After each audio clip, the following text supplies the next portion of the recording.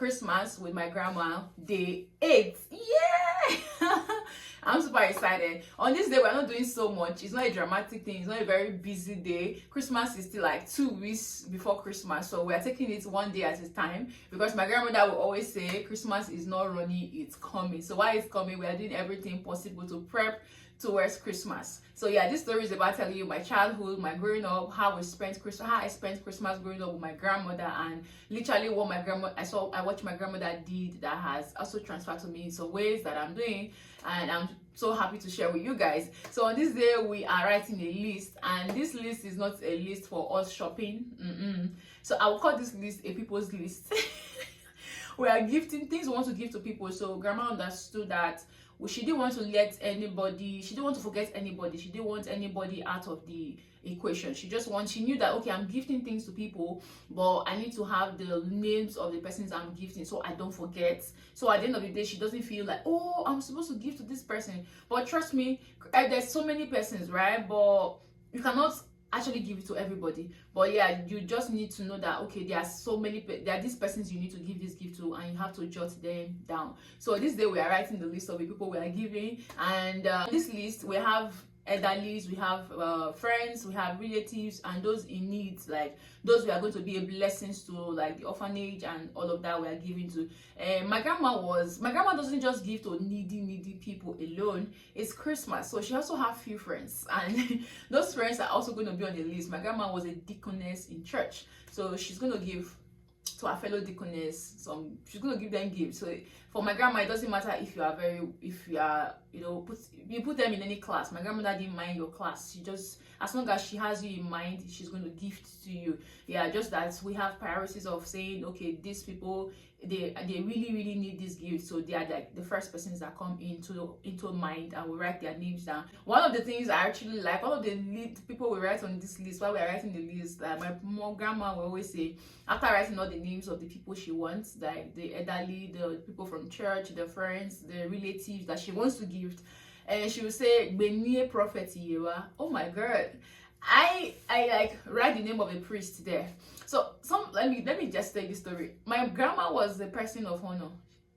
My grandma knows how to honor a lot. Like when I mean my grandma knows how to honor, she knows how to honor a lot. So we could just be at home, and the prophet visits. So we hear a door at our bed knocks, and like, come in. Immediately the person comes in, and we hear the blessings of the Lord is upon this house. Hey, my grandmother is going on her knees. Grandma is on her knees, so while you stand, everybody's going down on their knees, and the prayers start coming in. And my grandma, after that prayer, the greetings and everything, while that is happening, my grandma is telling me, go and do this. I knew what she meant. You cannot, like a prophet cannot visit my house and goes the same way they came. They came to bless us. They came to say hello to grandma. They were in town and they came around to bless us. Grandma will never let you go without honoring you with a seed. There's so many times that these people are saying, grandma, no, I just came to say hello. I was just passing by. And truly, like a prophet comes to town. My house was always a place they would come to. Trust me, like they knew how to honor my grandma too with their presence. And when people, there's just a way when you understand people who receives from you with a joyful heart, that you want to actually go back to that place. And that was the person my grandmother was. So my grandmother literally will not allow them go. She's begging them to have it. It doesn't matter what she has.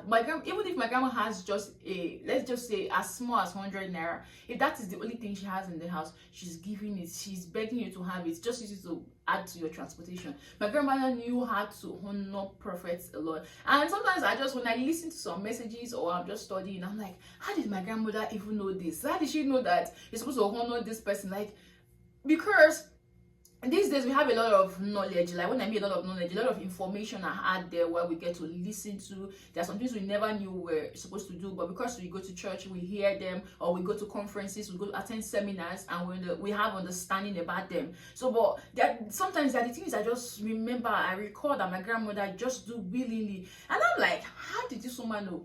Flesh and blood did not reveal to my grandmother. The Holy Spirit was working with my grandmother, trust me. So yeah, we always have the prophet list, like, oh wait, we need prophets here. So prophets were never left out. She knew how to honor her pastors too. Yeah, so all of this list actually is not that they were not a very big, they were not a very big shopping cart list. No, it was not a function of the amount we were buying or what we were giving. Sometimes, most times, they were clothing, they were food items, they were people she actually need to call or show up at their houses.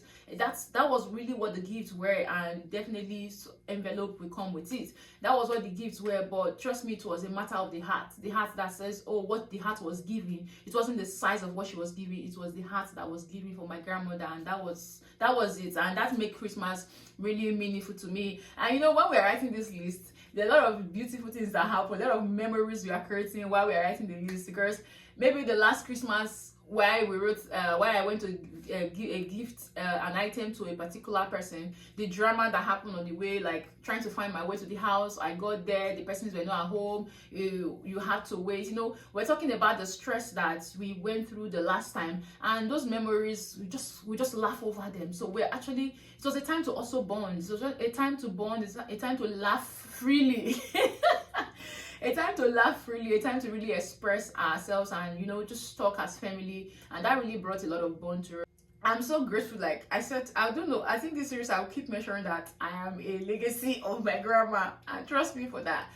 Just remembering all of this memory actually reminds me of what Christmas truly is. And for my grandma, Christmas wasn't about the shopping, the trees. It was about giving intentionally, showing up for people, seeing that people are really genuinely happy, having something on their table to also eat, and they're not going to bed hungry. And so day 8, we are not doing so much. We are writing, we are listing, we are trying to say, okay, we are giving this to this person, we're writing people's name. And trust me, we also receive gifts. Like my grandma received a lot of gifts, and we're going to come to the point where we receive a lot of gifts for Christmas too. We're not just the only one giving and giving, we also receive. My grandma received a whole lot of gifts, and I will tell you those as the Christmas progresses. I will tell you what we are receiving and how we also disburse these things we are giving. Today we are sitting, we are planning, we are making a list, not just for us but for others, to make Christmas more colorful for them. So I want to remind you that Christmas is not complete until somebody smiles because of you. And guess what? I always say I'm a legacy of my grandma. Look at it. Say, I have my list too. I have written a list for Christmas too that I want to be a blessing to. So you too, write your list. Or do you even write a list, or you just like whatever happens? Do you write a list? I do. Yeah, this is day 8. Thank you so much for being here. And I hope you're watching. I hope you're enjoying this series. If you don't forget to please subscribe. Don't forget to drop a thumbs up. Don't forget to drop a comment and what resonates with you, what is relatable. If nothing is relatable to you, it's okay. You can just put in the comment section Christmas with Grandma. And yes, you can also share. Share. If you watch this video, it's going to make the algorithm say, oh, this is a good video, and they keep bringing in people to watch it. So the only favor you have to do for me is to watch the video, like it, share it, drop a comment, all of this. Thank you so much. And guess what? See you guys in day 9. Day 9. We're making progress. All right. Thank you so much. Until day 9. See you.